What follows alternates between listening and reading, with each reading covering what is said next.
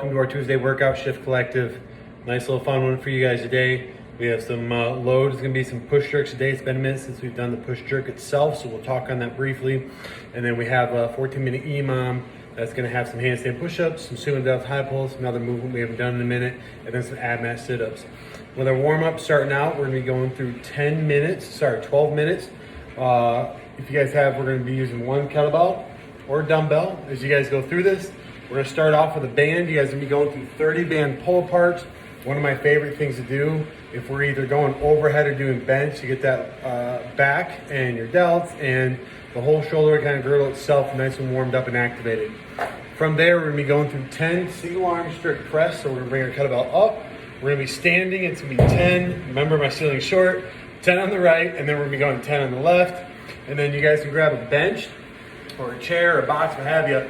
And we're gonna throw one knee on, hand goes on, and we're going 10 dumbbell rows on one side and then 10 on the other. So 30 minute pull aparts, we're pressing, we're pulling, we're getting a lot of shoulder action before we get in this push jerk, okay?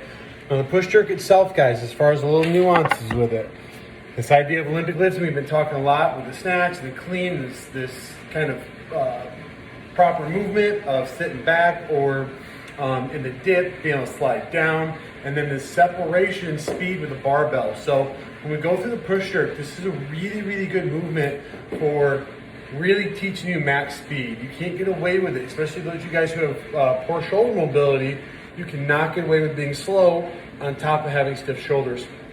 So as we go through this to start, we load up. We're gonna be starting with that initial dip, okay? The only movement in lifting where it's a knee loaded position. So always remember that. From here, I'm gonna push my knees forward and out so that I slide my body straight up and down and I don't lean forward. Okay, so it's not about back, it's a knee forward.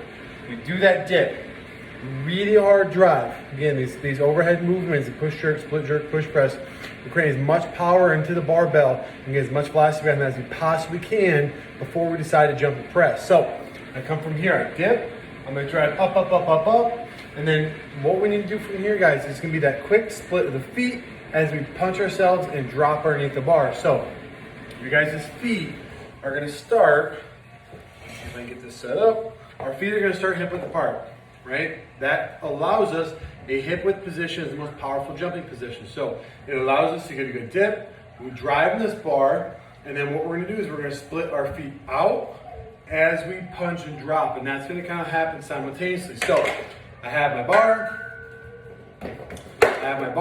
we dip, I come up, and right from that top, I punch, and then again, as I make that punch, I'm dropping underneath. Now timing, this is where timing comes into place.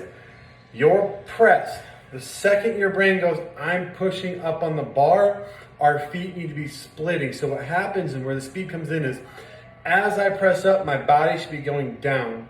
So if we time that in the snatch and clean, I say shrug and drop, or kind of drop and rotate as we drop underneath the bar. From here, it's drop elbows through. So it's coming up and we're going underneath.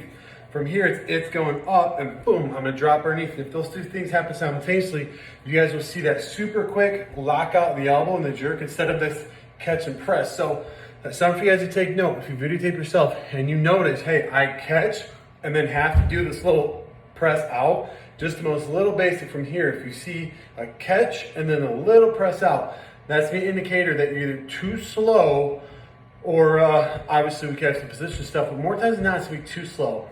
So what I have to do from here is timing. We come up and we boom, punch our knee and get underneath that bar as fast as we can as we lock out. It's 5 reps. Use this as an opportunity to kind of, it's been a minute for push jerks, so use this as an opportunity to get comfortable. Really focus on speed. Speed is better than load in Olympic lifting, always. Good, strong positions, okay? After we get one, we'll bring the bar back down. Our feet will come back hip width. We'll reset and we'll go for 2, 3, 4, and 5, okay? Now, 14-minute EMOM for our move today. We got 10 handstand push-ups. On the wall, kipping, 20 sumo deadlift high pulls, 30 ab mat sit-ups, okay? So, handstand push-ups to start. If we're scaling, I generally like to go with dumbbell strict press, 10 reps. It's gonna be your first scale. Then from there, we can do something like push-up. Our sumo deadlift high pull weight is a 95-65.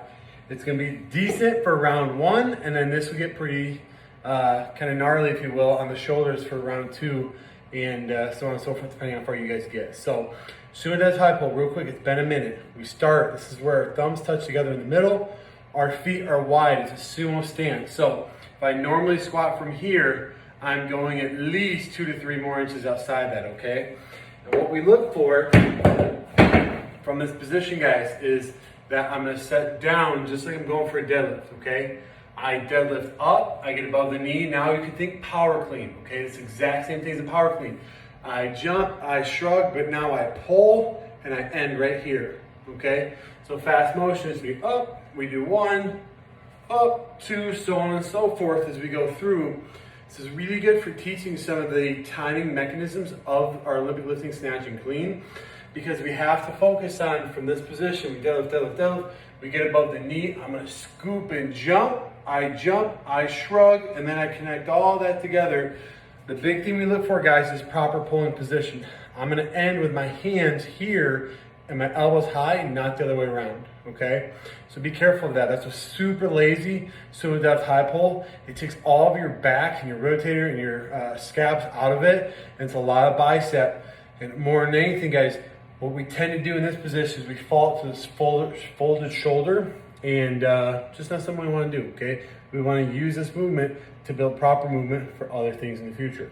So we pinch our scaps, we come up, we pinch our back from here, we shrug, we squeeze, squeeze, squeeze, squeeze, we pull here so that your guys' back is helping that lift. It's not all just arm and bicep, okay? 14 minutes, 10, 20, 30 regular ab mat sit-ups, guys. Have fun with it. Enjoy the push jerks. Remember, speed, not load. If you're getting stuck underneath the barbell, if you're catching and having to press, that means your bar is too heavy because you are too slow. Have fun with it. Send me videos, send me messages, guys, and happy Tuesday, and we'll see you guys tomorrow.